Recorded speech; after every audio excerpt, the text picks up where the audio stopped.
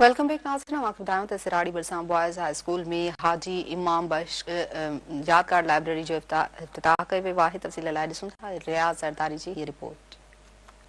सराड़ी बरसां ॻोठ आलम खान ज़रदारी में तालीम लाइ जाकोड़ींदड़ कुर्बान अली ज़रदारी पारां पंहिंजे वालिद जे नाले सां मनसूब गवर्नमेंट हाई स्कूल आलम खान ज़रदारी में हाजी इमाम बख्श ज़रदारी यादगार लाइब्रेरी जो इफ्तिताह कयो वियो, जंहिंमें स्कूल जे उस्तादनि अदीबनि ऐं आयल ख़ासि महिमाननि शिरकत कई। उन मौक़े ते इफ्तिताही तक़रीब में स्कूल जे उस्तादनि अदीबनि ऐं ख़ासि महिमाननि सिंध टीवी न्यूज़ सां ॻाल्हाईंदे चयो त हाजी इमाम बख्श ज़रदारी जे नाले सां लाइब्रेरी क़ाइमु कई वई आहे जंहिंमां शागिर्द असांजा मुस्तफ़ीद थींदा ऐं असांजी ख़्वाहिश आहे असांजा जेके पोइते पियल इलाइक़ा आहिनि पोइते पियल स्कूल आहिनि जेके जंहिंखे असां चऊं था लेसर गार्ड्स जा आहिनि जंहिं नंढे ख़ुदा जा माण्हू हूंदा आहिनि उन्हनि खे बि इहे सहूलियतूं हुअणु खपनि, उहे बि पढ़नि ऐं उहे अॻिते वधनि।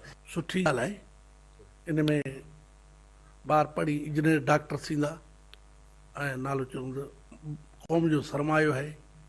इल्मु पढ़ो ऐं अॻिते ॿियनि खे पढ़ायो। ऐं तमामु सुठा किताब असां ॾिना आहिनि। मूं पंहिंजी ज़िंदगी में बि एतिरा किताब न ॾिठा आहिनि जेके अॼु मूं नवां किताब ॾिठा आहिनि। ऐं मुख़्तलिफ़ मज़मूननि जा किताब आहिनि, शाइरनि जा शार लतीफ़ जो रिसालो आहे ऐं क़ुर शरीफ़ तर्जुमे सां आहे ऐं अंग्रेज़ीअ जो ॿ टे सिंधिका जो डिक्शनरी आहिनि, तमामु वैल्यूएबल किताब आहिनि। ऐं असांखे उमेदु आहे त हिन मां छोकिरा तमामु घणो फ़ाइदो वठंदा ऐं हिननि खे पढ़नि ऐं पंहिंजी ज़िंदगी सुवारनि ऐं तइलीम वधंदी त सिंध बि वधंदी। कैमरामैन टीम सां गॾु रियाज़ ज़रदारी, सिंध टीवी न्यूज़, सराड़ी।